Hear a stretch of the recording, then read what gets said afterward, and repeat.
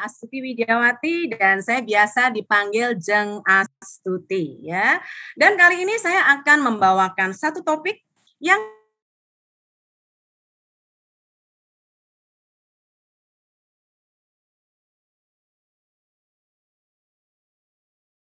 namanya polis gitu ya. Oke. Jadi izinkan saya share screen-nya. Oke.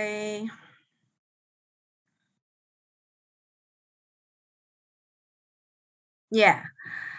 Saya sudah 9 tahun MDRT member dengan kualifikasi 7 kali COT dan 5 kali TOT ya, dan memang mimpi saya ingin sekali menjadi lifetime TOT. So hari ini kita akan sharing dan silakan nanti kalau mau tanya langsung aja ketik di kolom chat ya, apa aja ya, kita akan sharing. Semoga hari ini acara ini bisa menginspirasi kita semua supaya semua yang ada di sini bisa menjadi MDRT dan klien pun yang mendengarkan hari ini di YouTube Live ini akan mendapatkan berkat ya. Oke. Kalau kita Google polis asuransi itu apa? Ya, itu adalah bukti perjanjian tertulis yang dilakukan oleh pihak asuransi yaitu penanggung terhadap tertanggung ya. Semua orang tahu, tapi itu bukan itu yang saya bahas hari ini ya. Dan bagi klien, polis adalah bukti cinta ke keluarga untuk perencanaan pendidikan, untuk paper aset, warisan dan lain-lain ya. Sedangkan bagi agent, apa sih? Polis itu kalau bisa mencetak satu polis itu artinya apa? Itu closing, Bu, dapat duit, dapat pencapaian, dapat prestasi, target dan lain-lain. Juga menolong satu keluarga Indonesia untuk memiliki proteksi. Tetapi pertanyaannya bukan itu, ya. Saya ingin kita membahas arti polis ini adalah polis yang kita beli atau polis yang kita edukasikan ke klien. Itu akan membuahkan cinta atau membuahkan derita. Artinya apa? Jangan sampai kita salah beli. Jangan sampai kita belinya ketawa-ketiwi, senang closing. Tetapi di ujung-ujungnya itu menimbulkan derita bagi orang lain. Atau kita sendiri belinya terburu-buru karena sungkan, karena temen, terus enggak, pokoknya guanya cuma gopek, cetiau ya, gua nggak mau, saya tidak mau lebih dari itu. Jadi tidak diperhatikan lagi isinya, tapi giliran kita mau klaim atau mau pakai itu fungsi dari polis tidak cocok dengan kebutuhan kita, ya. Terus polis itu akan menghasilkan senyuman atau tangisan. Terus dia memberikan ketenangan atau setelah beli kita perang. Ya, kadang-kadang kalau kita misalnya ngomong ke klien masalah meninggal itu enggak enak ya, gitu ya. Jadi kalau misalnya kita beli polis, udahlah UP-nya kecil aja lah, buat apa sih UP besar-besar, toh saya nggak nikmatin. Waktu kita berpulang dengan tenang, pertanyaannya yang kita tinggal itu tenang atau perang? Ya. So, teman-teman, saya ingin kita memikirkan waktu kita mau mencetak satu polis. Itu artinya prosesnya bagaimana? Dari pertama kali kita mengedukasi klien, ya, sampai polis itu jadi, sampai polis itu nanti berfungsi untuk kita gunakan waktu kita klaim. Saya mau cerita saya sendiri ya. Dulu pertama kali saya menjadi agent, saya nggak memperhatikan arti polis. Waktu itu saya hamil anak kedua dan saya memutuskan diri saya mau jadi agen asuransi karena saya butuh duit. Ya, waktu saya sudah menikah. Sebelum saya menikah saya pernah jadi agent waktu saya kuliah. Apalagi waktu kuliah, ya saya nggak mikiri polis itu istilahnya artinya apa kek, ke klien bagaimana kek. Saya cuman taunya saya butuh sepatu basket, saya butuh sepatu balet. Ya kan, karena waktu itu dompet saya mepet ya, jadi nggak ada duit untuk beli yang tadi itu ya. So saya join di satu perusahaan asuransi, saya cuma mikirkan gini, saya harus menerangkan fiturnya dengan benar, janji sama klien itu on time ya, terus berkasnya lengkap, that's it. Apalagi kalau misalnya dikasih tahu, kamu punya target sekian ya, nah pokoknya saya dapat target sudah. Ya kan? Sampai saya bisa beli mobil waktu itu. Dan saya happy banget dan istilahnya gini, pandangan saya terhadap asuransi itu luar biasa. Terhadap income. Nah, seiring berjalannya waktu saya sudah menikah dan saya tidak boleh bekerja, saya sempat berhenti. Ya, 2 tahun waktu saya hamil anak saya yang kedua, saya benar-benar butuh duit karena anak saya yang pertama itu tidak bisa sekolah di sekolah yang saya mau, ya, nggak ada dananya. Jadi saya bilang saya harus kembali ke perusahaan asuransi. Karena kenapa? Duitnya banyak. Terus suami saya tanya, lah kamu nanti prospeknya sama siapa? Loh, ya sama orang. Pokoknya orang yang bernafas saja di mall banyak orang kok, ya kan? Jadi saya bilang saya nanti bagi kartu nama, ya kan? Pokoknya apapun sampai saya bisa closing dan dapat duit. Tapi teman-teman waktu saya pindah Jakarta ya, jujur saya di sini di rumah saya sini itu sepi waktu itu tahun 98 ya. Itu sepi sekali dan saya nggak punya teman. Karena kenapa? Satu gang itu cuma 5 rumah. Dan itu pun yang ada cuma mbak-mbaknya doang. Ya, orangnya semuanya pergi bekerja. Nah, singkat cerita, saya cuma berteman dengan satu orang yang namanya Amelia, dan sekarang dia sudah tiada. Karena berteman baik dengan dia, terus waktu dia saya tawarin ya untuk beli polis, dia menolak. Dia menolak karena dia bilang, aku sudah punya. Oh, mana sih? Kalau kamu sudah punya, kamu punya apa? Waktu itu saya jelas melihat bahwa tertanggungnya itu anaknya. Dan dia sebagai pemegang polis. Tetapi pengertian dia yang di-cover. Nah, inilah teman-teman, hari ini kita mau belajar ya. Waktu kita ingin menciptakan satu polis untuk satu keluarga, pastikan kita mengedukasi dengan benar. Teman saya ini, karena teman baik, waktu itu saya sungkan. Ya kan, sungkan kan kalau teman baik. Terus kalau dia bilang, udahlah Astuti, jangan paksa-paksa. Gitu kan ya, jangan ngeyel. Gitu kan, jadi karena teman baik ya sudahlah. Singkat cerita dia terkena kanker. Dan waktu polisnya mau dipakai, nggak cocok.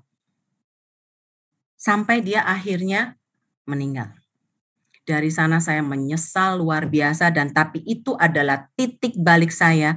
Karena kenapa? Saya berjanji setelah ini saya harus memastikan bahwa orang yang beli polis dari saya harus tahu benar apa tujuannya. Jangan sampai waktu mau dipakai terus nggak cocok. Ya, pertanyaannya teman-teman, saya mengerti klien kadang-kadang mintanya preminya mesti murah meriah, ya kan, tapi proteksinya besar, gitu kan. Sedangkan kalau agent pasti ada target-target tertentu. Kita kepengen mencapai MDRT, kita kepengen mencapai kontes-kontes yang ada di perusahaan kita, gitu kan. Dan kita kepengen kalau bisa ya preminya jangan kecil-kecil. Ya, karena itu bagaimana kita menyeimbangkannya. Ya, saya kepingin satu hal saja kita belajar hari ini, ya kan? Di dalam kita menciptakan satu polis, kita pastikan, ya, prosesnya harus benar. Prosesnya harus benar. Jadi jangan sampai, misalnya nih ya.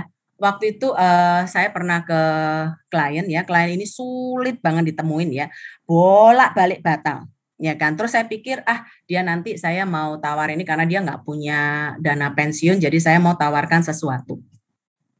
Dan preminya cukup amazing ya, jadi saya mau tawarkan dana pensiun ya tahapan dan dengan premi waktu itu 500 juta ya.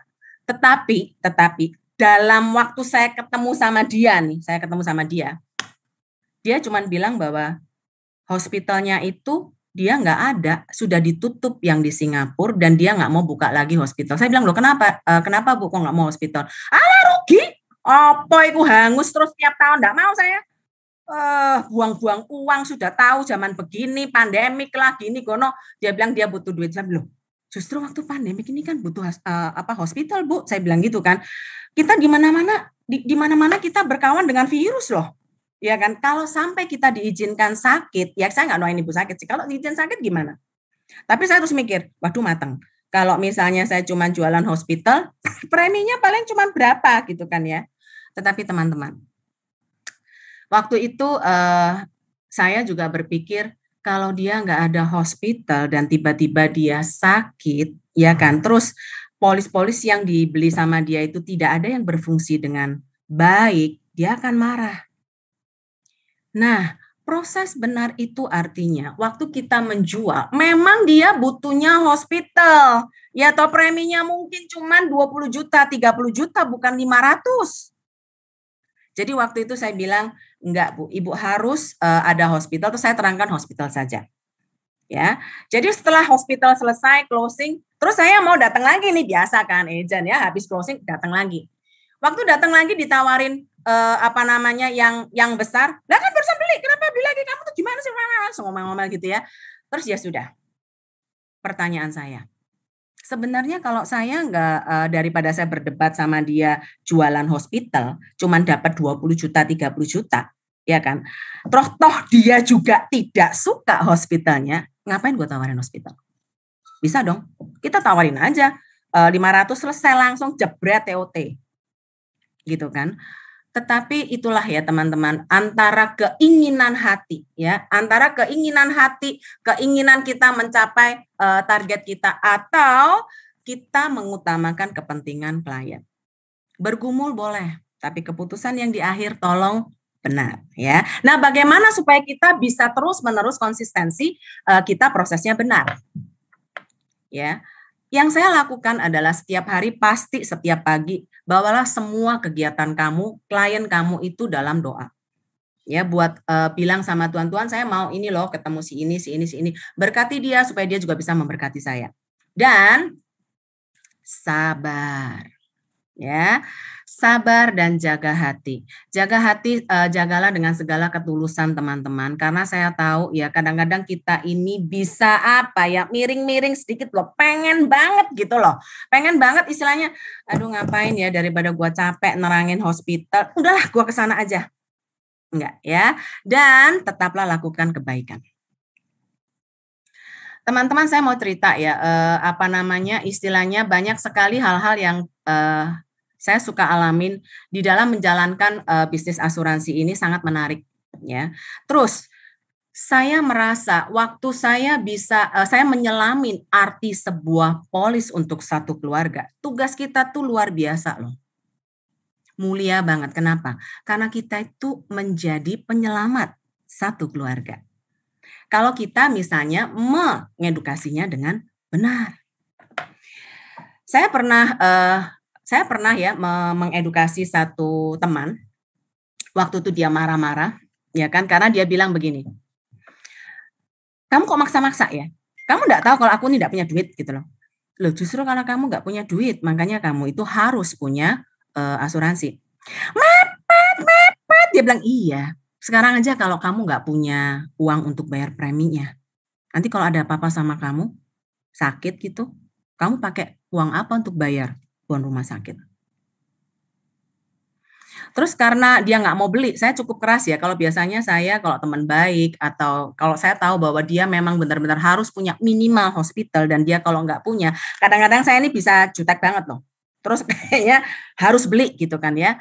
Jadi waktu saya setengah paksa beli, terus dia bilang, oke, saya tanda tangan, terus langsung puas katanya gitu kan.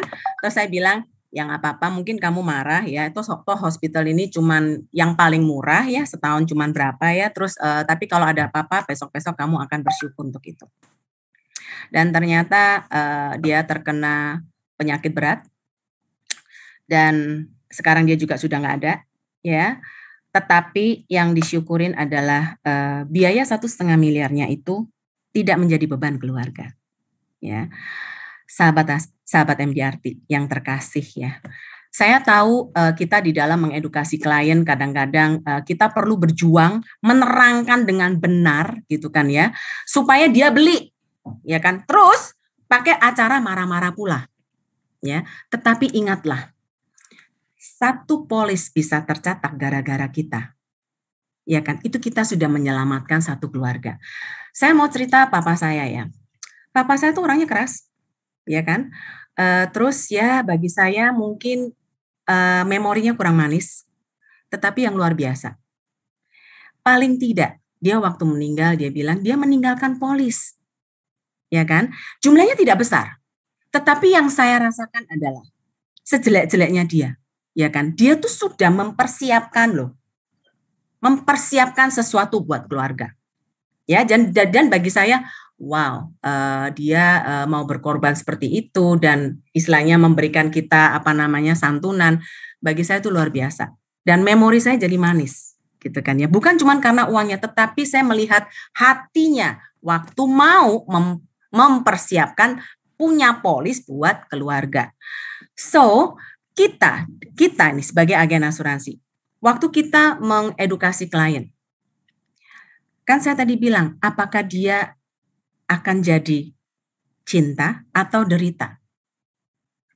So, apakah dia jadi hero sekarang, tapi tiba-tiba waktu meninggal kita jadi ngoceh-ngoceh karena apa? Seringkali waktu habis beli kita nggak follow up dengan baik, tiba-tiba waktu mau dipakai nggak ada. Klien saya ada ya satu, dia waktu itu beli di saya UP 1,5 miliar.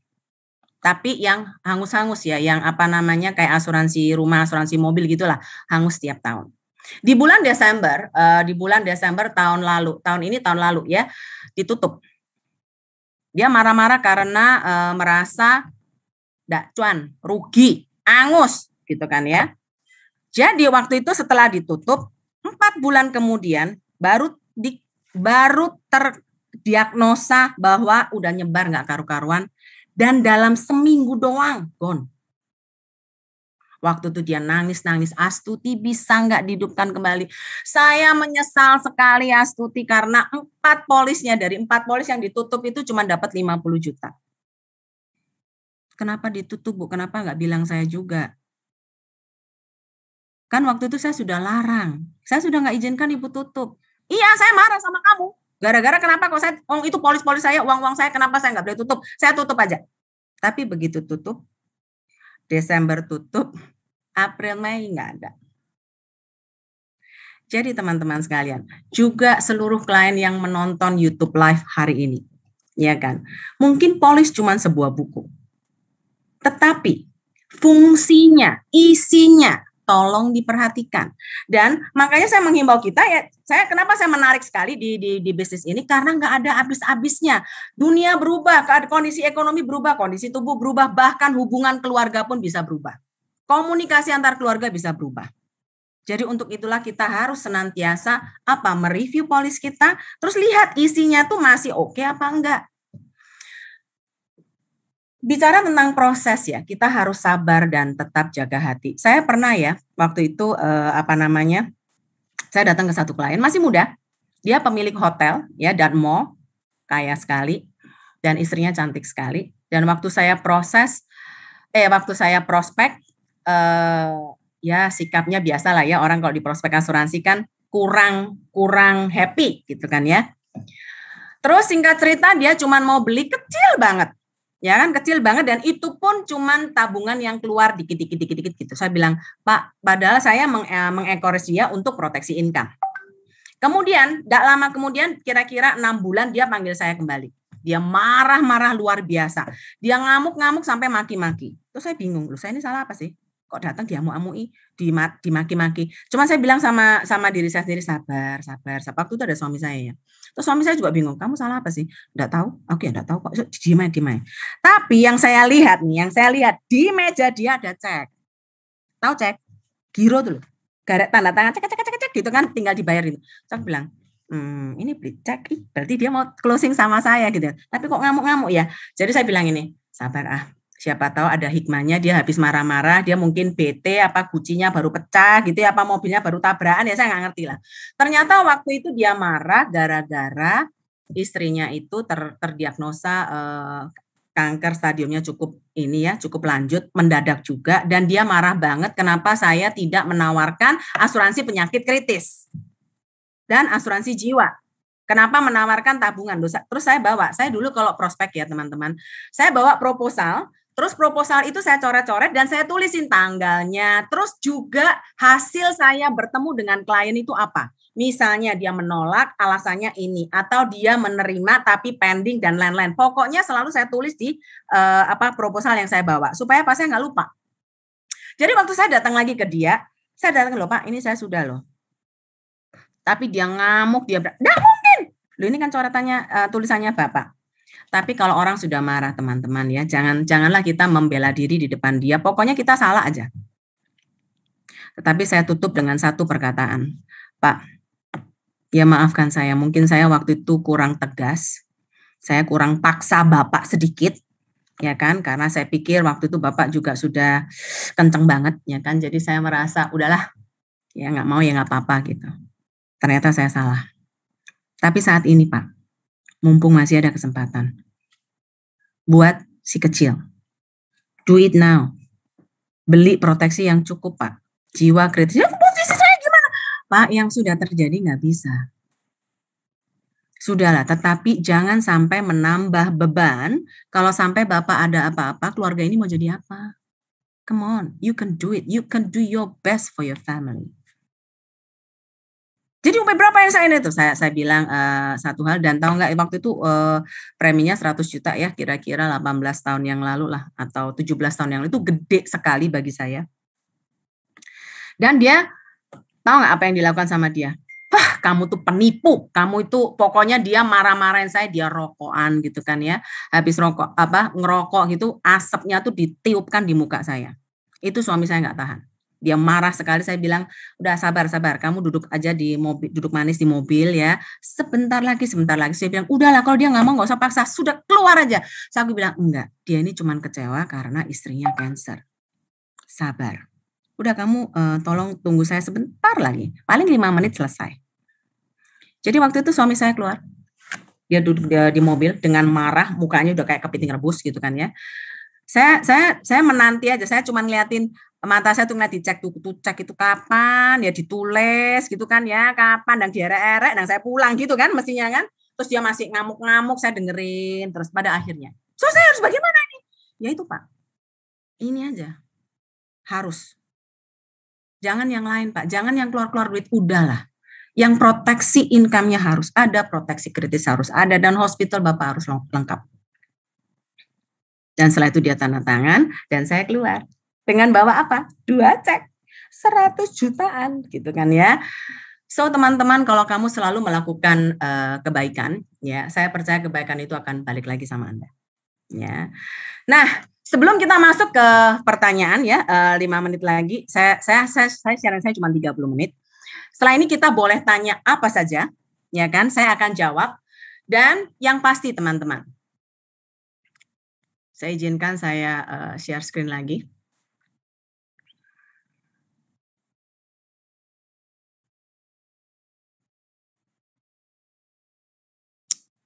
Yang pertama, jadilah benar dulu sebelum kamu jadi besar. Dan waktu kamu jadi besar, jangan lupa jadilah berkat bagi bangsa Indonesia. Saya ingin semua yang ada di sini, kalau kita nantinya sudah mencapai MDRT, dan tahun depan kalau misalnya sudah tidak ada lagi lockdown dan kita bisa ketemu di annual meeting, ingat-ingat, kita masih kompak ya di sana ya. Kita akan cari mana tuh yang dari Indonesia, kita akan bersatu dan kita akan ramaikan tuh MDRT, bahwa MDRT Indonesia tuh semarak. Ya, so ingat, jadi benar, jadi besar, dan jadi berkat bagi bangsa Indonesia. Ya, oke, kalau misalnya ada pertanyaan, silahkan saja.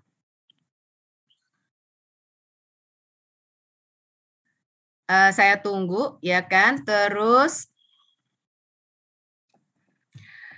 saya teringat ya, ada satu cerita waktu saya kenapa saya mau jadi TOT. Banyak orang yang tanya, kenapa sih Astuti kamu mau jadi TOT, buat keren kah? Enggak teman-teman, sebenarnya awalnya saya mau jadi TOT itu apa sih? Bukan karena duitnya. Waktu itu saya ingin menyuarakan sesuatu ya di perusahaan saya, dan ada yang nyeletuk, lu kalau nggak TOT lu diem aja, ya kan? Jangan ribut, diem. Kalau TOT baru bicara gitu. Wih, saya tuh sampai gini, loh, emang kalau MDRT nggak dihargain apa? Terus kalau nggak MDRT gitu nggak boleh bersuara apa? Saya bilang gitu kan. Tetapi kata-kata itu memicu saya dan benar-benar menemplak. Saya pikir, oh gitu. Ya oke lah, saya mau coba lah. Saya mau coba gimana sih kalau mau jadi TOT itu susah apa enggak? Nah, terus dengan leader saya tanya, apa saya bisa ya? Oh bisa, Suti. Pokoknya beranilah bermimpi besar, dan yang paling penting, tujuan kamu menjadi TOT itu harus kuat. Bukan karena cuman mau bicara aja jadi TOT, nggak kuat. Oke, jadi saya pikir, oh ya saya pengen memberi warna sesuatu dalam kehidupan saya, atau saya pengen jadi TOT. Nah, waktu jadi TOT saya datang ke annual meeting ya di Naples. Terus saat itu saya lihat loh, kok nggak ada ini ya, nggak ada orang lain lagi yang perwakilan dari Indonesia. Terus saya lihat, wow, saya ini bawa nama bangsa. Nah, dari sanalah keinginan saya untuk menjadi TOT itu menjadi lebih besar. Wow, aku ini membawa nama bangsa, men, ya kan? Bangsa Indonesia loh di kancah internasional. Jadi, waktu saya di sana ada pertandingan pidato 1 minute to win it ya. 1 menit untuk memenangkan. Jadi kita mesti pidato bahasa Inggris, kok bahasa Indonesia. Bahasa Indonesia masa enggak usah belajar ya. Bahasa Inggris gitu ya.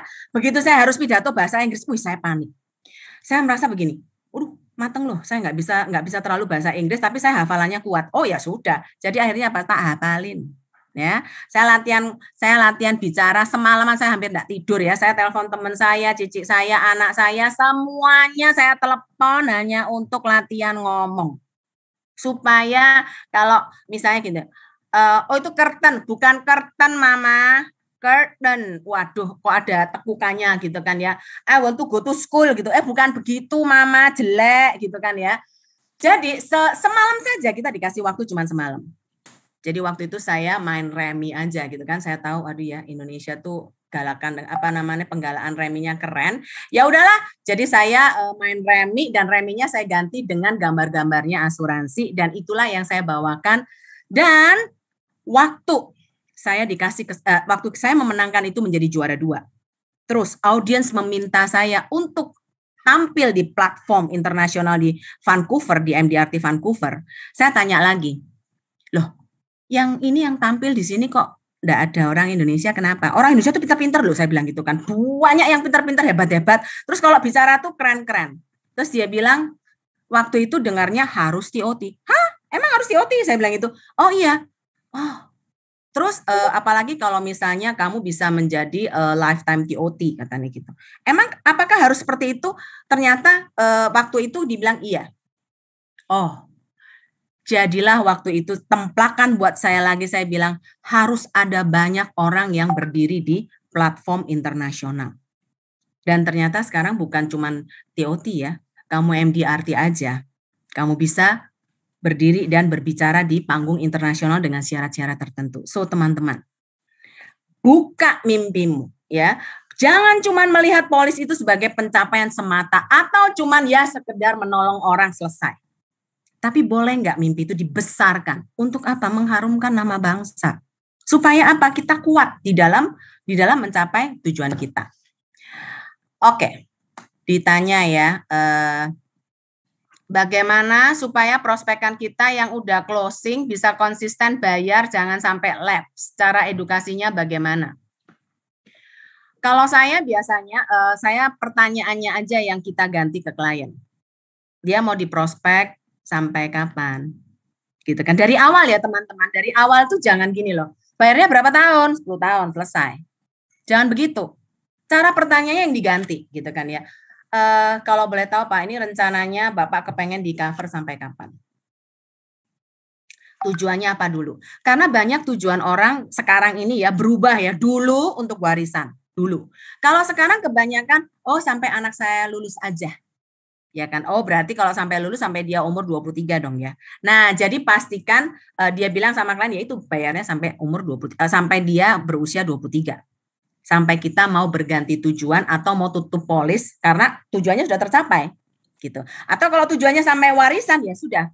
Klien akan dikasih tahu, Pak, bayarnya sampai tutup kontrak. Itu ya. Dari awal tolong di set up pertanyaannya. Jadi kita harus usahakan apa yang di kepala kita tuh nyampe di klien. Jangan sampai di kepala kita begitu tapi klien itu nangkepnya berbeda. Itu akan sangat berpengaruh ke depannya. Jadi kalau dari awal kita sudah menanyakan dengan benar dan dia bilang, "Oh ya, saya mau sampai anak saya lulus." Dia akan bayar terus. Gitu. Ya. Dan kalau misalnya dia anggot di tengah-tengah, tanyakan aja ada masalah kah. Jadi itu saatnya kita untuk bisa keep in touch dengan klien. Kalau saya ini ya rutin ya teman-teman ya.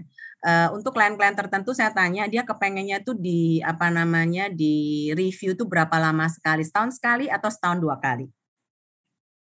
Kalau mereka yang demennya investasi biasanya 3 bulan sekali minta diupdate. Kita nggak usah datang kan, sekarang kan enak kan semuanya online toh. Jadi saya selalu siapkan pelaporan secara lengkap. Terus saya bilang, Bu ketemu ya di Zoom meeting sebentar aja 15 menit untuk update. Kayak kemarin saya update gitu dia senang. Loh ini isinya apa tuh Astuti? Yang ini apa? Saya lupa semua. Ya setelah saya update semua, terus dia bilang ada produk baru apa? Gak enak toh? Enak toh, mari update prospek lagi gitu ya. Jadi itulah yang membuat prospek saya itu nggak habis-habis karena memang saya sendiri update ke kliennya rutin. Ya. Oke, terus ada yang tanya lagi sebentar. Gimana caranya sabar selalu? Oh, kalau saya minum kopi, Bu. Minum kopi terus kalau bisa kopinya pakai es.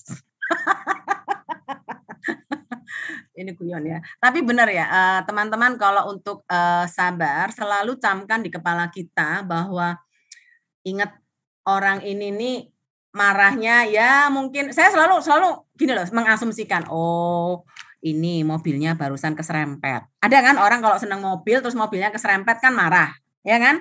Terus ngamuk-ngamuk gitu kan. Atau misalnya dompetnya baru hilang. Kalau perempuan, oh banyak penyebabnya perempuan ya tahu paling barusan dapet ini gitu kan. Jadi waktu saya men-switch my mind saya bahwa dia marah karena itu, beres. Ya. Jadi nggak usah terpengaruh, ya kan? Ada kok klien saya yang sampai hari ini ada yang marah sama saya, ada. Saya masih sabar menanti sampai dia memaafkan saya. Ya, dan tetap lakukan kebaikan. Jangan lupa tetap lakukan kebaikan. Ingat, kalau kita selalu melakukan kebaikan sekalipun dia tidak baik, kebaikan itu akan kembali lagi ke kita. Ya, teman-teman ya. Jadi hidup ini indah ya toh, happy aja ya. Terus kalau sama klien yang angot, anggap aja contoh, dia baru nyapu ngepel, pel-pelannya airnya tumplek, tahu tumplek. Tumpah semua gitu kan kesel. Loh kayak saya kemarin, ya kan? Enak-enak masak, tumplek itu 1 gelas minyak. Pusing loh, ya kan? Terus jadinya apa? Buengkel banget kan saya waktu itu. Oh ya sudah. Ya sama, klien saya juga bisa mengalami hal yang sama. Anggap gitu aja. Jadi ini di dalam kita ini jangan merasa gini, orang ini kok tukang nyalakno orang sih, boncakno sungguhan sih, suwebel banget. Nah, kalau kamu mikirnya gitu jadi sebel, gitu kan. Terus muka kita jadi jelek, terus matanya mulai gini, mas kan. Itu kan jelek banget gitu kan ya. Untuk senyum aja susah ya. Terus bagaimana sikap menghadapi penolakan terus-menerus bagi pemula di bisnis ini? Teman-teman, bagi Anda yang memulai bisnis ini, ya, waktu kita prospek ke klien, yang di kepala kita itu bukan begini, dia harus closing loh, dia harus closing, enggak. Tapi bersyukurlah kamu punya ajang untuk latihan.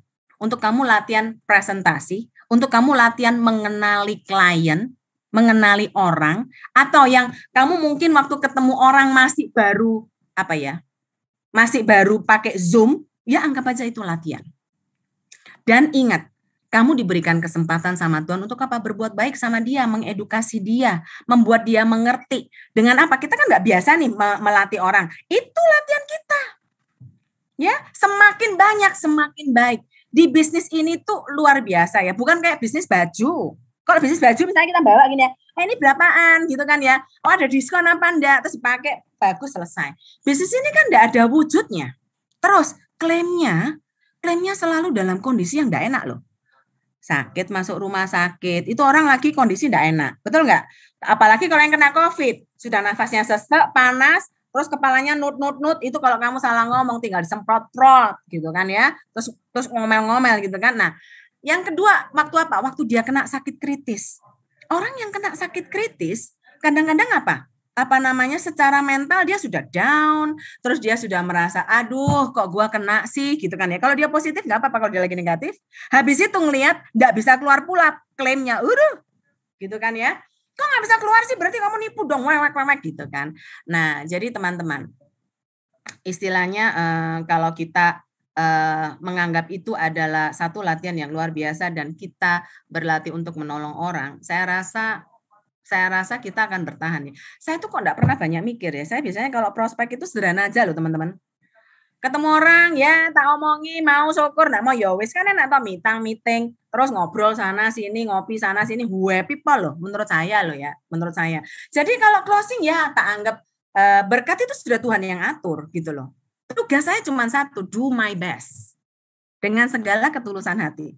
Cuman do one kindness. Cuman melakukan satu kebaikan, that's it. Ya kan? Selanjutnya ya sudahlah terserah Anda. Gitu kan. Dia mau closing sama saya, dia mau berkatin saya, amin. Enggak mau pun juga enggak apa-apa. Tapi kalau saya percaya lah, waktu kita menabur banyak. Ya kan? Jadi biasanya kita tabur terus gitu ya. Kadang-kadang sudah sampai ke depan, yang belakang closing. Habis itu yang depan closing. Jadi kadang-kadang closingnya tuh jadi acak random gitu ya. Kayak saya di zaman pandemik ini ya, saya gila-gilaan di dalam memprospek orang. Banyak banget. Ya kan. Terus apakah semuanya closing? Enggak. Ya ada aja sih ngomong ya, aduh Suti ya gajiku tuh dipotong separuh, ada sih dipotong 40%, 20%, habis itu ada lagi yang bisnisnya bangkrut. Terus tapi ada juga yang, wih aku lagi naik daun gila loh. Saya tuh datengin itu loh alat colok. Wah dia edan-edanan ya, jadi istilahnya dia pun closing besar banget ya. Jadi dia bilang aku mau beli deh, mau beli polis asuransi, tapi kalau bisa dengan dana yang ini aja. Jadi saya tuh supaya dikelola, jadi nggak ada sistem gagal bayar. Ya, jadi saya tabur banyak banget. Apakah saya pernah malas? Loh pernah. Apakah saya pernah stres? Ya pernah lah. Saya kan manusia biasa, ya. Jadi waktu saya stres, gitu, saya malas gitu ya. Tapi kenapa kok saya tetap closing terus tiap bulan? Tiap bulan loh teman-teman. Why? Karena ya itu loh tumpukan dari yang saya prospek. Tahun ini sebenarnya adalah tahun ujian yang lumayan bagi saya ya. Kenapa? Karena saya tadinya berencana untuk menjadi TOT di Q1. Saya sudah punya kandidat untuk closing itu preminya sekitar 3,5 sampai 4 miliar. Total case-nya itu ada 27. Teman-teman itu sudah saya prospek sejak tahun lalu. Ya sejak tahun yang lalu, karena tahun lalu saya sudah double, jadi saya berhenti, terus saya pikir ini saya mau tambahin sedikit, ternyata mereka semuanya pending, dan saya pikir ya kan karena sudah tanda tangan, Bo. Ya saya tinggal submit, ya atau sudah saya submit gak bayar gitu kan ya. Tapi setelah itu saya pikir di Januari nanti lumayan lah ada sekian, ya atau terus di Februari ada 1M, di Maret dan selesai. Tapi apa yang dikata?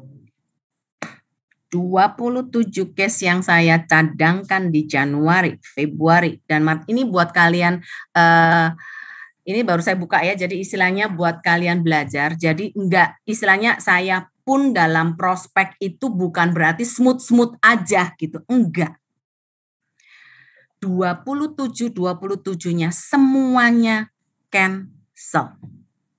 Ada yang sudah saya submit, sudah bayar. Ya kan sudah bayar. Tetapi karena ada 1-2 hal di dalam memenuhi segala kelengkapannya untuk asuransi, enggak mau. Ada yang sudah submit, sudah bayar, ya kan? Enggak mau medical. Padahal dia dosanya banyak. Ada yang sudah medical, sudah kena ekstra premi, sudah tanda tangan, bahkan tiba-tiba cancel. Ada yang semuanya sudah clear, 600 sekian juta. Sudah cancel, sudah submit, sudah bayar, sudah jadi, tiba-tiba belum 14 hari, ya kan datanglah cuk, yang lain batalin Pak. Pertanyaannya, apakah setelah itu saya bilang, aduh, suratan tanganku rasanya nasib loh. Kayaknya tahun ini bukan tahun saya jadi agen asuransi, Bos. Mau sore 3,5M, 27 case, terus enggak jadi semua. Jadi hari ini kamu harus berhenti jadi agen asuransi. Ciswanya enggak cocok. Tahu ciswa? Apa itu jenenge? Ramalannya enggak cocok. Gitu kan ya. No. Karena bagi saya, ya kan, saya selalu berpikir, Tuhan, why? Loh tadinya saya sempat marah, ya marahlah. Sedih lah. Sempat enggak pede waktu ada yang ditolak di Januari, saya langsung ganti dengan case-case yang lain supaya nggak bolong lah istilahnya. Tapi waktu itu saya berpikir nggak, saya merenung teman-teman. What happened with me? Apa yang salah dengan saya? Apa yang perlu saya koreksi? Saya sampai telepon lagi ke klien. Saya tanya apa salah saya atau apa yang harus dikoreksi dan lain sebagainya. Supaya apa? Saya benar-benar mau memastikan bahwa proses yang saya lakukan itu benar. Ya kan? Dan kalaupun saya ada salah, saya harus cepat-cepat minta maaf. Saya harus segera memperbaikinya. Dan ingat, Tuhan nggak pernah tidur. Tuhan tidak pernah melupakan umatnya yang rajin dan berdoa. Ya, jadi saya bilang sama Tuhan, Tuhan, target tetap di OTC. Gimana cara ya menggantikannya ya? Saya hampir give up nih, saya bilang gitu kan. Tapi saya kan, saya mentor ya, saya juga dicontoh banyak orang gitu kan ya. Saya tidak mau saya jadi batu sandungan. Jadi saya cari lagi, ya kan? Cari lagi. Jadi singkat cerita di pertengahan Q2 saya baru mencapai COT, ya. Belum TOT teman-teman, belum. Tenang ya. Jadi masih ada ke depan satu kali lagi untuk apa? Kita cari lagi. So bagi teman-teman sekalian yang hari ini masih belum mencapai MDRT pun jangan putus asa. Banyak keluarga Indonesia yang menunggu di luar sana ya. Untuk apa? Menunggu kita menerangkan dengan benar. So bersyukurlah hari ini Anda belajar bahwa di dalam mengedukasi atau di dalam sebelum polis itu tercetak, ya kan? Pastikan prosesnya benar. Ya. Oke, pertanyaan yang lain. Bagaimana Bu Astuti, klien pasti banyak. Biasa atur waktu antara servicing dan update. Oh iya ya, kita pasti ya atur waktu pastilah. Ya, jadi saya punya waktu, kan saya bilang tadi, klien saya bedakan klien itu ke beberapa jenjang ya, A, B, C. Ya, A, B, C. C itu klien yang sebenarnya klien enggak jelas gitu ya. Maksudnya gini, dia kalau minta itu harus saat itu juga. Kalau kamu enggak ngasih terus ya, pokoknya klien yang suka bikin kita horor gitu ya. Itu bagian C. Itu yang saya catat juga ya. Jadi supaya apa? Saya tidak melupakan dia. Jadi saya tidak memandang preminya, tetapi saya memandang kebiasaan dia kalau minta ke saya gitu kan ya. Jadi saya catat, terus saya minta ke VIP klien tuh, saya tanyain dulu Bu, mintanya di update itu tiap berapa lama sekali dan bulan apa yang nyaman buat Ibu atau harinya sekalian. Langsung saya masukkan di agenda. Karena teman-teman, saya punya tim ya, saya ngajar, saya mentor, saya juga ada pelayanan, saya juga jadi trainer di beberapa bank di Indonesia. Jadi itu waktunya harus diatur. Kalau enggak, kalau klien marah ya, sehebat-hebatnya dirimu kalau kamu tidak melayani dan tidak update dia akan lari ke agen yang lain. Pasti. Jadi bagaimana kamu membuat klien kamu tuh jatuh cinta dan tetap mingle sama kamu, itu harus update, itu wajib. Bahkan saya sudah siapkan ringkasan polisnya itu memang secara berkala saya sudah siapkan. Sekarang kan enak banget. Sekarang ini online, ya Allah ya online. Cuman online. Bu, ketemu sebentar kayak kemarin saya cuma 15 menit saya nyampe di Kebon Jeruk. Klik on, selesai. Ngomong-ngomong kepek, selesai dan dia bilang, saya mau Astuti nambah. Enak toh? Satu. Langsung klik lagi, Bu, saya ketemu ya 15 menit aja. Saya selalu ngasih waktu update itu 15 menit dan saya on time 15 menit saya selesaikan. Karena saya tidak mau klien enek lihat saya. Iya toh, lu enggak enek. Lelek enek. Terus tiba-tiba terus sambil ngomong terus dia begini. Buang muka terus kayak gini-gini itu kan repot. Kamu kayak kamu enggak dianggap gitu loh. Terus apalagi video off. Maksudnya saya off ya. Ah ya, signalnya enggak bagus. Wah, itu hati-hati. Sudah berdua terus dia off gitu kan gemes banget gitu, kayak saya ini kayak ngomong sama siapa. Jadi saya pastikan saya cuma 10-15 menit kelar. Klik nyampe di Bali. Klik nyampe di Surabaya. Jadi semalaman itu kemarin saya bisa update 5 orang sekaligus. Harus diatur waktunya. Kalau nggak diatur mustahil dan kita pasti akan berantakan. Karena waktu kita sama-sama 24 jam ya. Jadi nggak ada yang 26. Loh, waktu saya 24 jam ya teman-teman ya. Oke. Terus Bu, kalau prospek orang yang nggak dikenal gimana caranya? Loh ya kenalan aja. Prospek orang yang nggak dikenal. Loh, kalau saya ya anggap aja kenal. Sama gitu kan ya. Tinggal kamu apa? Pertama kali waktu opening pembicaraan itu diatur. Contoh ya, saya suka nih waktu dulu kita masih bisa minum di Starbucks ya. Istilahnya rame gitu ya. Saya modal 1 gelas, saya bawa 1 gelas, ya kan. Terus jangan dihabisin. Kalau tiap klien 1 gelas terus dihabisin ya kembung ya kita ya. Saya modal 1 gelas, terus saya lihat tuh. Ini enggak dikenal kan? Prospek orang enggak dikenal kan? Oh, aku tak duduk situ ya. Mbak, boleh nebeng duduk sini ya? Oh, silakan Bu. Gitu. Iya, rame enggak ada tempat duduk. Oh ya, silakan gitu, silakan. Terus kan dia biasa atau gadgetan, enggak ini gitu kan ya. Bagaimana nyapa dia supaya dia ngeklik ke saya kan? Kadang-kadang saya gini WA saya baca, terus saya ketawa-ketawa sendiri. Mas, ya ampun kok bisa ya orang nih ngirim-ngirim kayak gini, saya cekikan. Terus Mbak itu kan merasa terganggu kan. Opo sih orang ini gini. Iya Mbak, lucu loh ini. Apa tuh Mbak? Nah, biasa orang Indonesia tuh suka kepo. Itulah beauty-nya Indonesia. Jadi kalau kamu mau kenalan sama orang yang tidak dikenal tuh bisa banget, ya kan? Ini loh Mbak, terus saya kan ngomong gini-gini lah, saya cerita, oh lucu ya gini, oh ya Mbak kerja di sini, oh ya saya kerja di Wisma BNI misalnya gitu kan, oh di kantor apa Mbak? Terus ternyata dia itu direktur salah satu perusahaan, pokoknya dia keren banget lah. Terus dia bilang, tasnya bagus ya, kata dia gitu. Oh, iya makasih, saya bilang gitu kan. Terus kenalan, udah. Oh saya di asuransi. Begitu saya kasih kartu nama saya, oh di asuransi langsung. Takut ya? Tenang aja. Kenapa sih takut kalau ketemu agen asuransi? Saya cuma pengen tahu aja, curious. Tapi saya enggak menakutkan loh. Malah nanti Mbak kangen-kangen loh sama aku. Nah gitu aja kalau saya. Terus emang saya suka pancing dia begini. Mbak pasti sudah punya asuransi dong. Direktur. Ya kan? Terus dia bilang, ya udah banyak.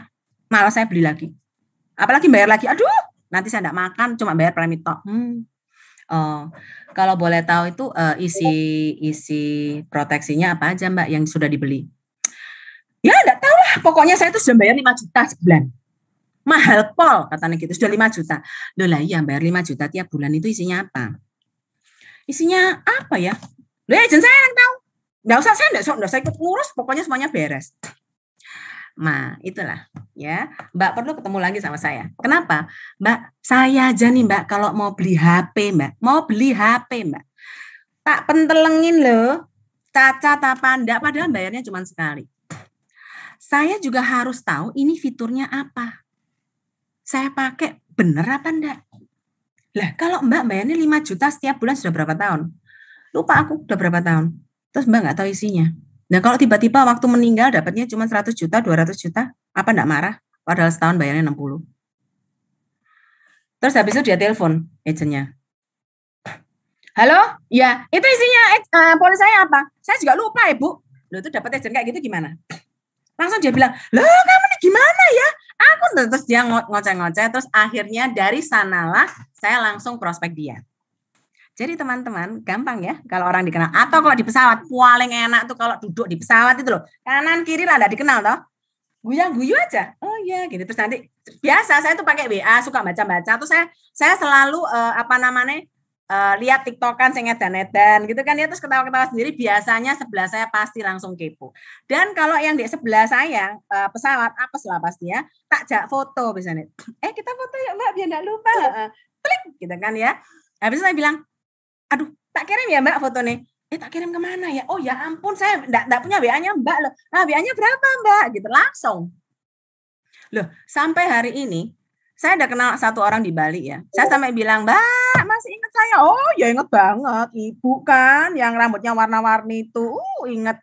Soalnya ibu cara kenalannya aneh. Tapi nancep di kepala saya.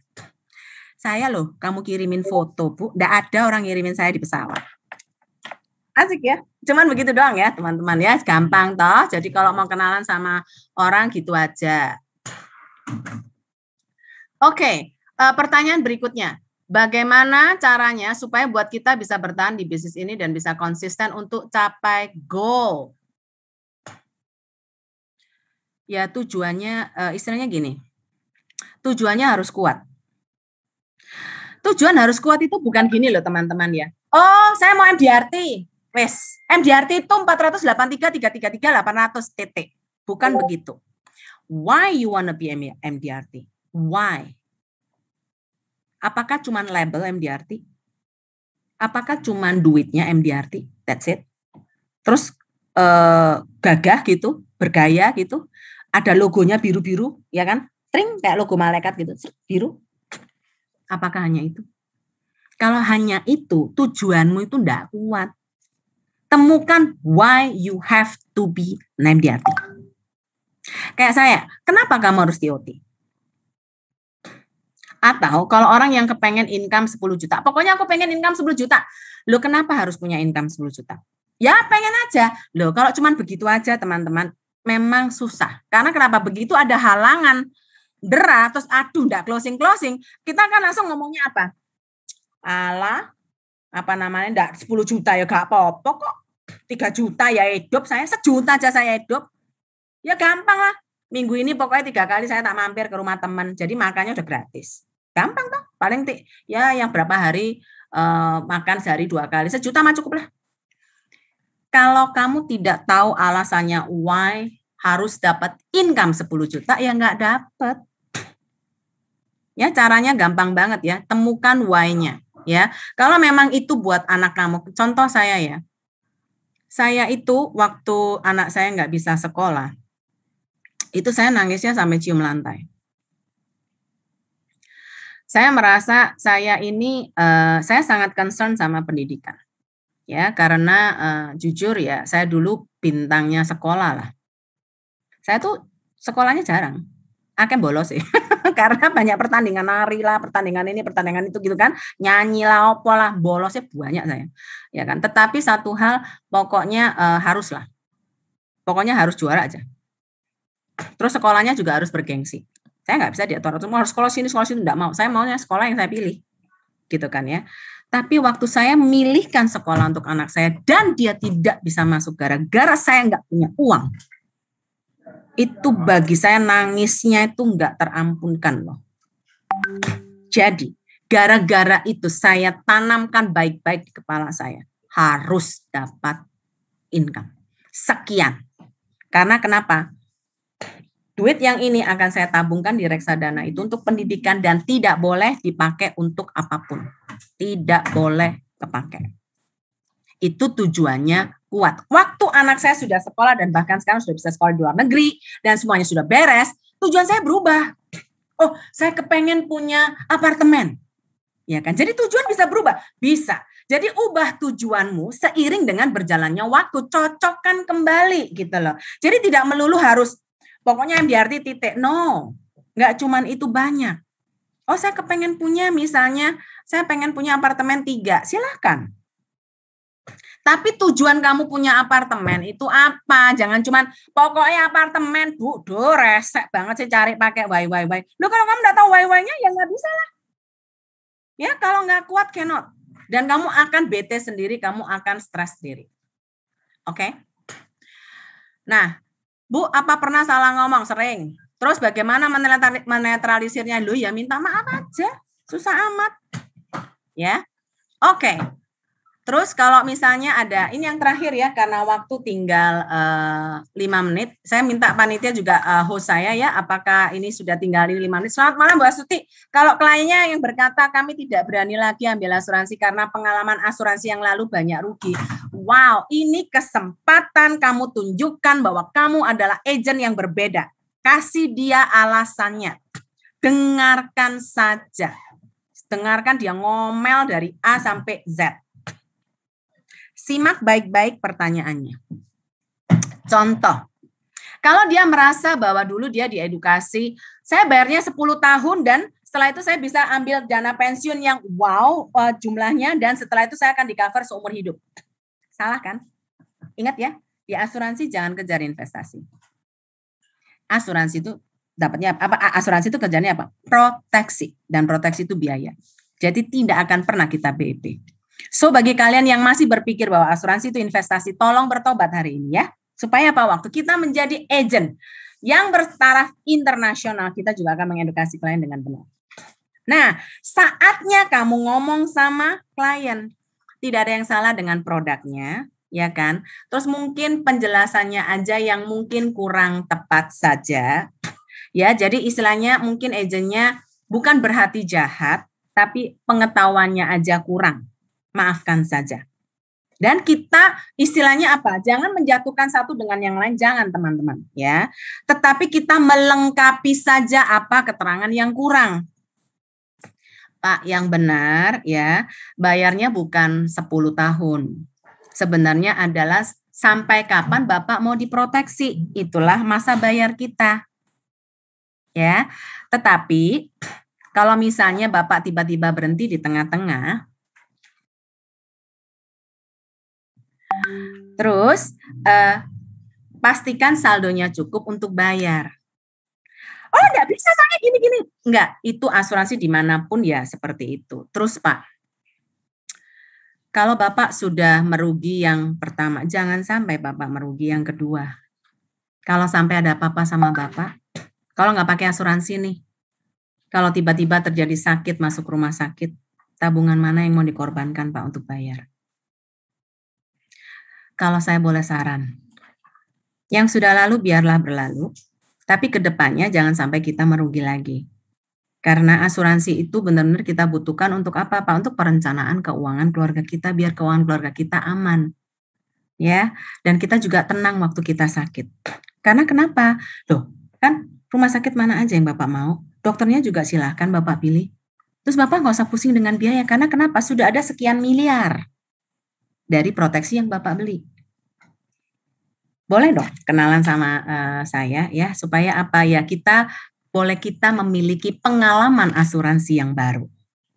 Untuk apa menggantikan yang lama? Karena life must go on, Pak, dan resiko kehidupan itu masih tetap ada. Ya kan, jadi kadang-kadang saya juga istilahnya itu satu kali kadang nggak bisa teman-teman, nggak apa-apa. Saya ada klien dia 3 tahun, gara-gara yaitu diterangkan merugi, terus dia sudah masuk 500 juta, terus duitnya tinggal 200, ngamuknya itu sampai wala, padahal saya itu bukan agennya, tapi ngamuknya sama agen tuh pukul rata semua. Kamu agen asuransi juga, pulang. Aku enggak mau lihat agen asuransi itu. Hidupku dulu tenang-tenang, sekarang lihat kamu malah enggak tenang. Terus dalam hatiku, lu kok lihat saya enggak tenang sih, wong saya baru mau kenalan sama dia gitu kan. Tapi memang saya mengaku saya dari perusahaan asuransi ini gitu kan ya. Terus ngamuk gitu kan ya. Enggak apa-apa. Bu, kalau saya boleh apa ya yang membuat Ibu marah ya?